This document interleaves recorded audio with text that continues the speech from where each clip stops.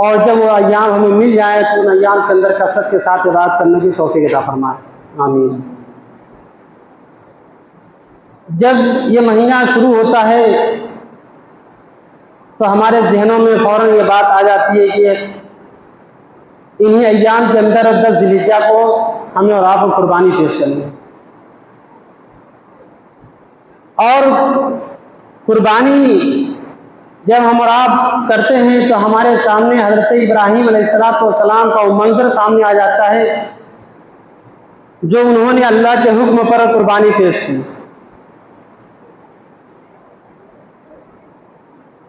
بہرحال اپنی بات آگے بڑھانے سے پہلے ایک دو مسئلے کی وضاحت کر دینا مناسب سمجھتا ہوں۔ اللہ کے نبی صلی اللہ علیہ وسلم کی حدیث ہے، آپ صلی اللہ علیہ وسلم نے ارشاد فرمایا، من رأى ہلال ذی الحجۃ، کہ جو آدمی قربانی کرنے کا ارادہ کرتا ہے، نیت کرتا ہے، واراد ان یضحیہ، کہ وہ قربانی کرے، تو اللہ کے نبی نے فرمایا فلا یاخذ من شعرہ ولا من اظفارہ، اسے چاہیے کہ وہ نہ بال کٹائے اور نہ ناخن تراشے۔ ان ایام کے اندر ذی الحجہ کا مہینہ شروع ہو جائے اس سے پہلے ان تمام چیزوں سے فارغ ہو جائے، لیکن اگر وہ چاند دیکھ لیا، اس نے ارادہ کیا ہے کہ ہمیں قربانی کرنا ہے، تو آپ نے فرمایا کہ فلا یاخذ من شعرہ ولا من اظفارہ، کہ اسے چاہیے کہ وہ نہ بال کٹائے اور نہ ناخن تراشے۔ تو لہٰذا آپ صلی اللہ علیہ وسلم کی اس حدیث پر ہمیں عمل کرنا چاہیے، اور اس سے پہلے چاند کے ہونے سے پہلے ہم ان تمام چیزوں سے فارغ ہو جائیں، تاکہ ان ایام کے اندر ہم ان چیزوں سے بچے رہیں۔ اور اللہ کے نبی صلی اللہ علیہ وسلم کی ایک دوسری حدیث کہ آپ صلی اللہ علیہ وسلم نے قربانی کے تعلق سے یہ بھی کہا کہ من وجد ساعة لأن یضحی فلم یضحی فلا یقربن مصلانا، کہ جو شخص استطاعت رکھتا ہے، قربانی کرنے کی طاقت رکھتا ہے، تو اسے چاہیے کہ وہ قربانی کرے، اگر وہ قربانی نہیں کرتا ہے تو آپ صلی اللہ علیہ وسلم نے کہا کہ وہ ہماری عیدگاہ نہ آئے، وہ ہماری عیدگاہ کے قریب بھی نہ آئے۔ تو اس حدیث کو ہم اپنے سامنے رکھیں تو ہمیں چاہیے کہ ہم اللہ کے نبی صلی اللہ علیہ وسلم کی سنت کو اور حضرت ابراہیم علیہ السلام کی سنت کو زندہ کرتے ہوئے ہم قربانی کریں، کیونکہ اس کی کتنی وعید اللہ کے نبی نے بیان کی کہ جو قربانی کی طاقت رکھنے کے باوجود قربانی نہ کرے وہ ہماری عیدگاہ نہ آئے۔ لہٰذا ہمیں اور آپ کو چاہیے کہ اللہ نے اگر استطاعت دیا ہے تو ہم اور آپ قربانی ضرور کریں۔ اور یہ قربانی ضروری نہیں کہ گھر کے اندر ہر فرد کی طرف سے ہی کی جائے۔ اللہ کے نبی صلی اللہ علیہ وسلم کی ایک اور حدیث سنیے، اللہ کے نبی صلی اللہ علیہ وسلم نے فرمایا یا ایھا الناس، اے لوگو، ان علی کل اہل بیت، کہ ہر گھر کے اوپر سال میں ایک جانور قربانی کرنا ضروری ہے، یعنی ہر گھر کے اوپر سال میں ایک جانور قربانی کرنا ضروری ہے۔ تو اس حدیث سے بھی پتہ چلتا ہے کہ قربانی کرنا چاہیے، اور ایک قربانی پورے گھر والوں کے لیے کافی ہوتی ہے۔ ضروری نہیں کہ ہر فرد کی طرف سے ہی قربانی کی جائے، گھر کا جو ذمہ دار ہے اس کی طرف سے قربانی کی جائے گی تو اس کے اندر میں جتنے لوگ آتے ہیں ان سب کی طرف سے وہ قربانی کفایت کر جائے گی۔ تو لہٰذا ہمیں چاہیے کہ ان حدیثوں پر عمل کرتے ہوئے ہم اپنی حیثیت کے مطابق جانور کو خریدیں اور ان کو اللہ کے نام پر قربان کریں۔ قربانی کی بات آتی ہے تو ہم اور آپ اس کے اندر بھی ہیلے بہانیاں کرنا شروع کر دیتے ہیں، استطاعت ہونے کے باوجود بھی کچھ لوگ نہیں کرتے ہیں، یا جن کے پاس جانور موجود ہوتے ہیں پہلے سے بھی، وہ لوگ بھی اس سے ہٹ جاتے ہیں پیچھے۔ صحابہ کرام کے بارے میں آتا، وہ لوگ جانوروں کو پہلے سے خرید کر کے رکھا کرتے تھے اور اس کو خوب کھلا پلا کر کے تندرست اس کو بنایا کرتے تھے، پھر اس کے بعد اس جانور کی قربانی کرتے تھے۔ کیوں؟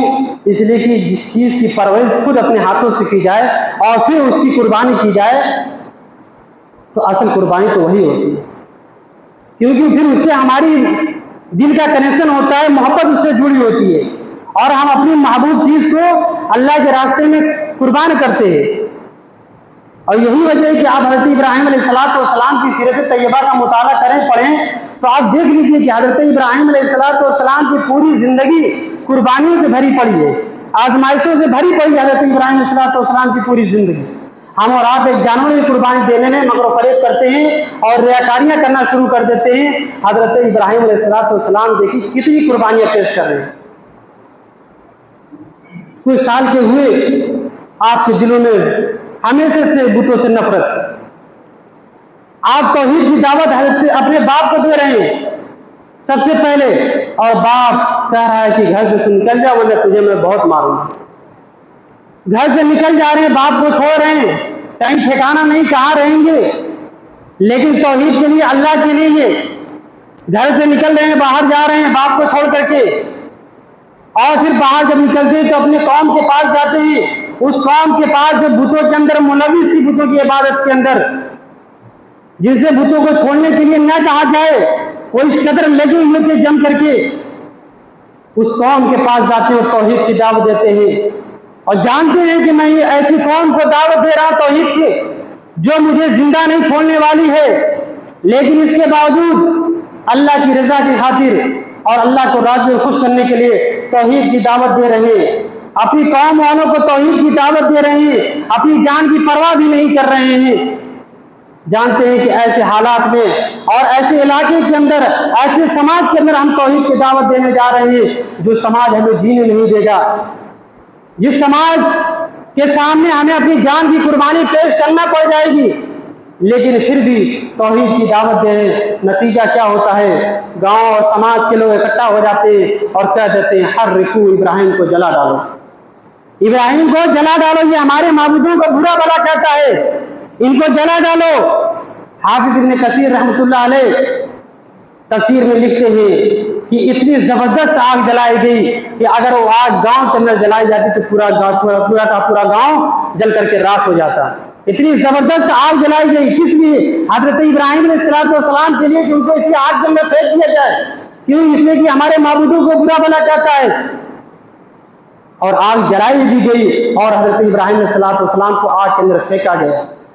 कितनी बड़ी कुर्बानी दे रहे हैं, अपने आप को आग के हवाले कर रहे हैं, लेकिन ये काम किसके लिए कर रहे हैं? अल्लाह के लिए कर रहे हैं, अल्लाह के लिए अपनी जान की कुर्बानी दे रहे हैं। तो अल्लाह रब्बुल आलमीन कैसे अपने उस बंदे को बेयारो मददगार छोड़ सकता है? अल्लाह रब्बुल आलमीन ने फौरन आग को हुक्म दिया, फरिश्तों को हुक्म नहीं दिया कि बारिश के फरिश्तों को हुक्म दिया जाओ बारिश इतनी जोर से बरसा दो कि आग बुझ जाए, या हवा के फरिश्ते को भेज देता कि जा ऐ फरिश्ते हवा इतनी तेज चला कि आग को उठा करके कहीं और ले करके पटक दे। अल्लाह तबारक व तआला डायरेक्ट आग को मुखातब करके कह रहा है कुल या नारु कूनी बर्दन व सलामन अला इब्राहिम, ऐ आग तू मेरे बंदे इब्राहिम के ऊपर ठंडी और सलामती वाली है। गौर कीजिए, अल्लाह हज़रत इब्राहिम अलैहिस्सलाम ये कुर्बानी किसके लिए थी? अल्लाह के लिए थी, अल्लाह ने उनकी मदद। और आगे चलिए, कुर्बानी देखिए कि हज़रत इब्राहिम अलैहिस्सलाम किस किस तरीके से कुर्बानी पेश कर रहे हैं। और इब्राहिम अलैहिस्सलाम की इन कुर्बानियों को हम अपने सामने रखें कि आज जब कुर्बानी की बात आती है तो हम किस तरीके से कुर्बानी करते हैं। हम अल्लाह को राजी करने के लिए हमारी कुर्बानी होती है कि नहीं होती है, या हमारी कुर्बानियां लोगों के दिखावे के लिए या महज दयाकारी के लिए होती है? किस तरीके से हमारी कुर्बानियां होती हैं? इब्राहिम अलैहिस्सलाम की कुर्बानियों को सामने रख करके हम अपनी कुर्बानियों का जायजा लें। ये जान में कुर्बानी दे रहे हैं और इस कुर्बानी से फारिग होते हैं तो अल्लाह तबारक व तआला जो बड़ी मुद्दतों के बाद, बड़ी तमन्नाओं के बाद और बड़ी दुआओं के बाद अल्लाह तबारक व तआला ने एक बेटा दिया, हज़रत इस्माइल अलैहिस्सलाम जैसा। बड़ी दुआएं की, रब्बे हबली मिनस सालिहीन, ऐ अल्लाह मुझे नेक और साले बेटा अता फरमा। तो अल्लाह तबारक व तआला ने बुढ़ापे की उम्र में 80-85 साल की उम्र में अल्लाह तबारक व तआला ने उनकी दुआ को सुना और उनको इस्माइल जैसा बेटा अता किया। अब आप खुद बताएं कि जिसको इतनी मुद्दतों के बाद, इतने सालों के बाद अगर बेटा उसको मिलता है तो फिर उसकी खुशी का क्या ठिकाना होता है। अभी किसी को 5-6 साल औलाद न हो, इंसान परेशान हो जाता है, परेशान हो जाता है। कभी इस डॉक्टर के पास, कभी उस हकीम के पास पहुंचता है, चक्कर लगाता है कि क्यों नहीं हो रहा है। और जब उसको 5-10 साल के बाद औलाद मिलती है तो फिर उसकी खुशी का कोई ठिकाना नहीं रहता है। उम्दा तरीके से हकीका करता है, लंबी चौड़ी दावतें करता है, क्यों? इसलिए वो खुशी का कोई ठिकाना ही नहीं है। वो सोचता है ये इतनी मुद्दतों के बाद औलाद हुई है, जितना चाहे हम खर्च कर दें कम ही होगा। यानी खुशी का ठिकाना। गौर की हज़रत इब्राहीम अलैहिस्सलाम बुढ़ापे की उम्र में हज़रत इस्माइल अलैहिस्सलाम जैसा बेटा उनको मिलता है, लेकिन अल्लाह रब्बुल आलमीन फिर आजमाइश के अंदर मुब्तला कर देता है इब्राहीम अलैहिस्सलाम। अल्लाह रब्बुल आलमीन हुक्म देता है, ऐ इब्राहीम अपने इस बेटे को इस्माइल को और अपनी बीवी हाजरा को लेकर के जाओ मक्का के अंदर खाने काबा के पास, जो बेआबू गया वादी है, जहां न दरख्तों का पता, न लोगों का पता, इंसानों का पता, न चरिंद परिंद का पता, न पानी का पता, बिल्कुल चटियल मैदान। ऐ इब्राहीम अपने बेटे और अपनी बीवी को लेकर के जाओ, वहां छोड़ करके चले जाओ।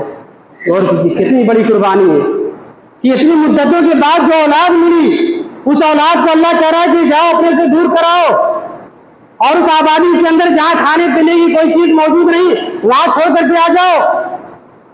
लेकिन क्या करें, हुक्म था, अल्लाह का हुक्म था, अल्लाह के हुक्म को पूरा करना था, अल्लाह को राजी करना था। क्यों? अल्लाह राजी तभी होगा जब अल्लाह के हुक्म को बजा लाए। हजरत इब्राहीम अलैहिस्सलाम खुशी खुशी अपनी औलाद को अल्लाह के हुक्म को पूरा करते हुए लेकर के जाते और बेआब गया वादी में छोड़ करके चले आते। कितनी बड़ी कुर्बानी। और आगे चलिए, कुर्बानी, सबसे बड़ी कुर्बानी देखिए, वही बेटा, वही इस्माइल अब जवान हो गया, 18-20 साल उम्र हो गई, जवानी की उम्र में पहुंच गए।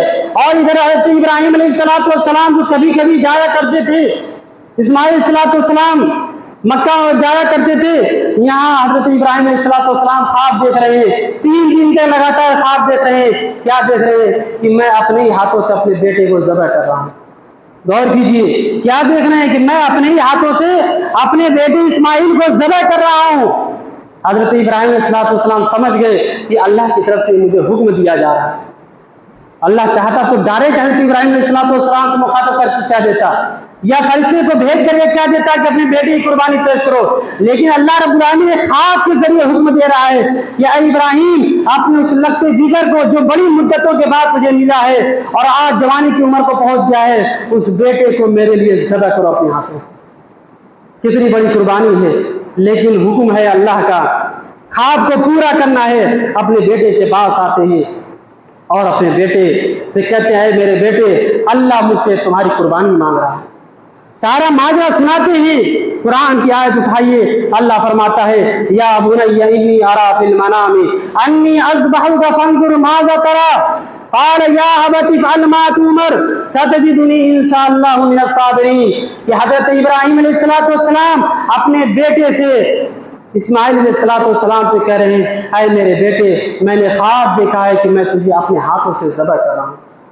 मैंने ख्वाब देखा है कि मैं तुझे अपने हाथों से ज़बह कर रहा हूँ। फंजुर माज़ा तरा, तुम्हारा क्या ख्याल है, तुम्हारी क्या राय है?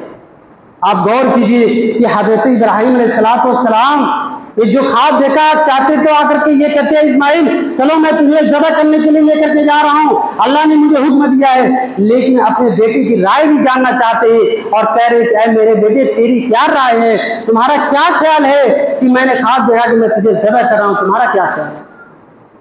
तो बेटा भी तो नेक था, वो बेटा था जिसके लिए दुआएं किया करते थे हज़रत इब्राहीम अलैहिस्सलाम, रब्बि हबली मिनस सालिहीन, अल्लाह मुझे ऐसा वैसा नहीं बल्कि नेक बेटा अता फरमा। कौन सा बेटा? नेक औलाद अता फरमा। वो नेक बेटा था। हालांकि बाप की तरबियत नहीं मिली थी, तरबियत किसकी थी? माँ की, हज़रत हाजरा की तरबियत थी। हज़रत इस्माइल अलैहिस्सलाम की मुरब्बी कौन थी? हज़रत हाजरा थी। उनका पहला मदरसा कौन था? उनकी माँ की गोद थी, बाप की परवरिश नहीं मिली। हज़रत इस्माइल अलैहिस्सलाम चाहते ये भी कहते थे कि जब मैं पैदा हुआ मुझे ला करके छोड़ दिया बेयारो मददगार, और जब बड़ा हुआ जवानी की उम्र में पहुंचा तो मुझे ज़बह करने की बात कर रहे हैं, मेरी परवरिश भी नहीं की, कुछ नहीं। हज़रत इब्राहीम ने सवाल किया, हज़रत इस्माइल जवाब दे रहे हैं, क़ाल या अबति फ़अल मा तुमर सतजिदुनी इंशाअल्लाहु मिनस साबिरीन। ऐ अब्बू जान, अल्लाह ने जो आपको हुक्म दिया है आप उस पर कर गुजरिए, अनकरीब आप मुझे सब्र करने वालों में से। गौर कीजिए, फरमा बरदार और नेक बेटे की ये सिफत होती है कि आप बाप का हुक्म क्या है اور باپ کو اللہ نے کیا حکم دیا ہے, کیا خواب دکھلایا ہے, اس کو پورا کرنا ہے. باپ بھی تیار ہے, بیٹا بھی تیار ہے کہ ابو جان میں تیار ہوں, آپ کو اللہ نے جو خواب دکھایا آپ اس کو پورا کر گزریے, ان قریب آپ مجھے صبر کرنے والوں میں سے پائیں گے. حضرت ابراہیم علیہ السلام فوراً اپنے بیٹے کو میدان مینا کے اندر لے کر کے جاتے ہیں, جہاں حاجی لوگ حج کے موقع پر قربانی پیش کرتے ہیں.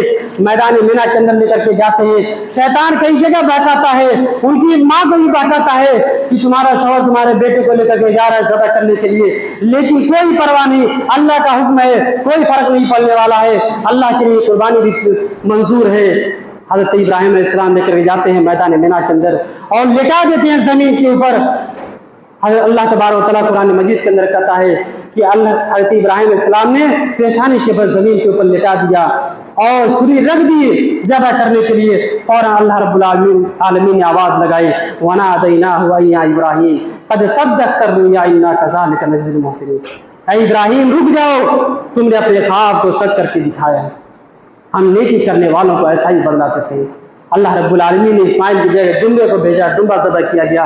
تو بتانا یہ مقصد ہے کہ دیکھیے کہ حضرت ابراہیم علیہ السلام سے جب اللہ رب العالمین نے جن جن چیزوں کی قربانی مانگی, حضرت ابراہیم علیہ السلام نے ان قربانیوں کو پیش کیا. جب بیٹے کی بات آئے تو بیٹے کو بھی لے کر کے جا رہے ہیں اللہ کے لیے ذبح کرنے کے لیے, قربان کرنے کے لیے, جو 3 مدتوں کے بعد ملتا ہے. لیکن مقصد کیا تھا؟ اللہ کو راضی کرنا تھا, اللہ کو خوش کرنا تھا, اللہ کے حکم پر عمل کرنا تھا. میرے بھائیو ضرورت آج ہمارے بھی ہے کہ ہم اللہ کی رضا کی خاطر, اللہ کو خوش کرنے کی خاطر ہم جانور کو قربان کریں, صرف اس مقصد سے کہ اللہ کو راضی کرنا ہے. اس لیے نہیں کہ ہمیں لوگوں کو خوش کرنا ہے کہ لوگ کہیں کہ دیکھو کتنا بڑا فیاض آدمی ہے, اس نے ایک نہیں کئی بکرے ذبح کیے ہیں اور اس نے 10,000 کا نہیں بلکہ 50,000 کا اس نے جانور کو ذبح کیا ہے. نہیں میرے بھائیوں, اگر ہماری قربانیوں کے اندر اخلاص نہیں رہا اور ریا اور نمود شامل ہو گئی تو یہ جان لیجیے کہ ہماری قربانی اللہ کے قبول نہیں ہونے والی ہے. ہمیں قربانی پیش کرنی ہے تو اخلاص کے ساتھ, اس اخلاص کے ساتھ جس اخلاص کے ساتھ حضرت ابراہیم علیہ السلام قربانی پیش کر رہے ہیں, اسی اخلاص کے ساتھ ہمیں اور آپ کو بھی جانور کی قربانی پیش کرنی ہے تاکہ وہ قربانی اللہ رب العالمین کے ہاں مقبول ہو جائے. کیوں؟ اس لیے کہ ہم قربانی پیش کرتے ہیں تو ہماری نیت کیا ہوتی ہے, ہمارے دلوں کے اندر کیا ہوتا ہے, وہی چیز اللہ کے یہاں پہنچتی ہے. نہ گوشت سے پہنچتا ہے نہ خون پہنچتا ہے.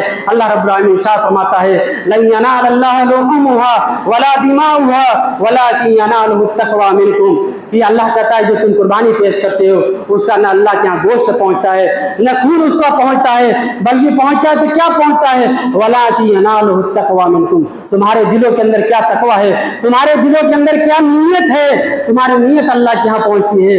تو میرے بھائیوں ضرورت ہے کہ ہم اپنی نیتوں کے اندر اخلاص پیدا کریں. ہم جو بھی جانور لیں کسی کو دکھانے کے لیے نہیں, یا جتنے بھی قیمت ہو کسی کو بتائیں نہیں کہ ہاں ہم نے اتنی کی قیمت کا ہم نے بکرا خریدا ہے. کیوں؟ اس لیے کہ ہو سکتا ہے سامنے والے کے پاس اتنا مہنگا جانور خریدنے کی استطاعت نہ ہو. آپ نے 20,000 کا خریدا, آپ گاؤں کے اندر بھیڑوں میں پیٹ رہے ہیں 20,000 کا ہم نے خریدا, ایک آدمی کے پاس 10,000 کی, اب اس کو تکلیف ہو رہی ہے, اب اس کو آپ تکلیف دے رہے ہیں, اس کو تکلیف دے کر کے آپ قربانی پیش کریں گے تو یہ جان لیجیے آپ کی قربانی قبول نہیں کی جائے گی. تو آپ قربانی پیش کریں اللہ کے لیے, اللہ کو راضی کرنے کے لیے, اللہ کو خوش کرنے کے لیے. یہ چند باتیں تھیں قربانی کے تعلق سے. تو ضرورت ہے کہ ہم اپنے اندر اخلاص پیدا کریں اور جو ان ایام کے اندر جو عبادتیں کرنی ہے ان عبادتوں کے اندر بڑھ چڑھ کے حصہ لینے کی کوشش کریں, اور جو بھی قربانی کے تعلق سے جو ضروریاتیں ہیں جانور خریدنے کے تعلق سے کہ جانور کیسا ہونا چاہیے, کس ٹائپ کا ہونا چاہیے, کون کون سے عیب نہیں ہونا چاہیے, سارے عیب بار بار بتلائے جا چکے ہیں. آئیے ایک حدیث بیان کر کے اپنی بات ختم کرتا ہوں. ایک حدیث اللہ کے نبی صلی اللہ علیہ وسلم نے بیان فرمائی کہ 4 قسم کے جانور ایسے ہیں جن کی قربانی جائز نہیں ہے. 4 قسم کے جانور ایسے ہیں جن کی قربانی جائز نہیں ہے. پہلا کہ ایسا جانور جو بھیگا پن ہو اور اس کا بھیگا پن ظاہر ہو رہا ہو. دوسرا ایسا جانور کہ جو بالکل بیمار ہو, لاگر ہو اور اس کی ہڈیوں کے اندر گودا نہ ہو, اس جانور کی قربانی جائز نہیں ہے. یا کوئی ایسا جانور ہو جو لنگڑا ہو, اس کی بھی قربانی جائز نہیں ہے۔ اسی طریقے سے وہ جانور بھی جو کانا ہو اس جانور کی بھی قربانی جائز نہیں ہے۔ تو ان جانوروں جب ہم جانور خریدیں تو ان چیزوں کا ہم خیال رکھتے ہوئے جانور کا ہم انتخاب کریں۔ آئیے ہم دعا کرتے ہیں کہ الہ العالمین جو بھی باتیں بیان کی گئی ہیں ان باتوں کے مطابق عمل کرنے کی توفیق عطا فرما۔ الہ العالمین ہم تمام مسلمانوں کو نیک عمل کرنے کی توفیق عطا فرما۔ الہ العالمین ہم تجھ سے دعا کرتے ہیں کہ 5 وقت کی نماز پابندی کے ساتھ قائم کرنے کی توفیق عطا فرما۔ الہ العالمین ہم تمام مسلمانوں کو جمعے کے دن اذان سے پہلے مسجد کے اندر آنے کی توفیق عطا فرما۔ الہ العالمین ہم تجھ سے دعا کرتے ہیں جب تک ہمیں اس دنیا کے اندر زندہ رکھے، توحید پر رکھے، اور جو ہمارا خاتمہ ہو توحید فرمائے۔ ان اللہ و ملائکتہ یصلون علی النبی یا ایھا الذین آمنوا صلوا علیہ وسلموا تسلیما۔ اللهم صل علی محمد وعلی آل محمد کما صلیت علی ابراہیم وعلی آل ابراہیم انک حمید مجید۔ اللهم بارک علی محمد وعلی آل محمد کما بارکت علی ابراہیم وعلی آل ابراہیم انک حمید مجید۔ عباد اللہ رحمکم اللہ، ان اللہ یامرکم بالعدل والاحسان وایتاء ذی القربى وینہی عن الفحشاء والمنکر والبغی یعظکم لعلکم تذکرون۔ اذکروا اللہ یذکرکم وادعوہ یستجب لکم ولذکر اللہ اکبر واللہ یعلم ما تصنعون۔